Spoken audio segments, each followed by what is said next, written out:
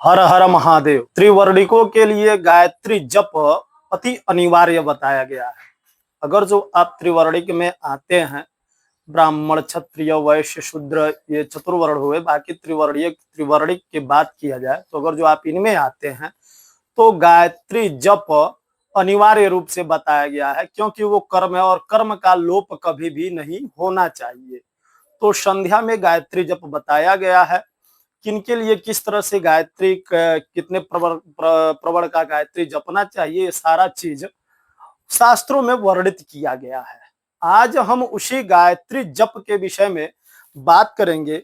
जो विशेष महत्व है, जो विशेष महत्वपूर्ण बातें हैं, जिनको कुछ लोग जानते हुए भी नहीं कर पाते हैं या कुछ लोग नहीं जानते हैं, तो आज उसी के बारे में हम जानेंगे। अधिकांशतः आप देखते होंगे कि गायत्री जप लोग पानी में भी खड़े होकर करते हैं। तो आज ये हम जानेंगे क्या गायत्री जप जल में खड़े होके या किसी नदी में खड़े होके कर सकते हैं या नहीं कर सकते हैं, तो शास्त्रीय प्रमाण के साथ हम जानेंगे। तो चलिए वीडियो को शुरू करते हैं। वीडियो शुरू करने से पहले करूंगा आप लोगों से एक छोटा सा रिक्वेस्ट कि अगर जो आप हमें यूट्यूब पे देख रहे हैं तो चैनल को सब्सक्राइब कर ले और बगल में लगे बेल आइकन को भी दबा ले। और अगर जो आप हमें फेसबुक पे देख रहे हैं तो हमारे पेज को या फिर हमारे आईडी को फॉलो कर ले। चलिए शुरू करते हैं। तो गोविल सूत्र में बताते हैं, कदाचिदपि नो विद्वानो गायत्री मुद्र के जपेत, गायत्री अग्निमुखी प्रोक्ता तस्माद् उत्थाय ताम जपेत।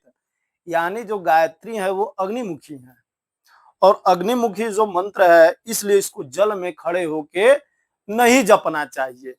तो इस चीज का विशेष ध्यान देना चाहिए। गोविल सूत्र का श्लोक है कि गायत्री का जो जप है वो अग्नि में खड़ा होके नहीं करना चाहिए। एक तो ये क्लियर हो गया। दूसरा चीज, गायत्री जब आप जपते हैं तो उसमें वरेण्यम है और जपते समय उसमें क्या बोलना है, ये सारा चीज बताया जा रहा है। तो बताते हैं, पाठ काले वरेण्यम साज्य जप काले वरेण्यम। यानी गायत्री मंत्र के पाठ काल में पाठ करते समय, यानी ऐसे तो उच्चारण नहीं करना चाहिए, लेकिन अगर जो उच्चारण करते हैं तो वरेण्यम बोलना है। और वहीं अगर जो आप जप कर रहे हैं तो तत्सवितुर वरेण्यम भर्गो ऐसा बोलना है। कुछ अंतर इसमें है। तो ये चीज हो गया।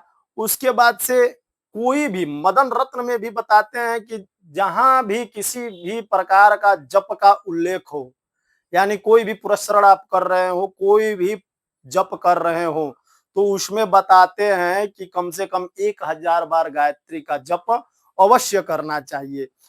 कहते हैं, यस्य कस्यापि मंत्रस्य पुरस्चरणमा भरेत व्याहति त्रयम संयुक्ता गायत्री चायुतम जपेत नृसिंहार्कवाराहाणाम तांत्रिकम वैदिकम तथा विना जपत्वा तु गायत्री तत्सर्वम निष्फलम भवेत।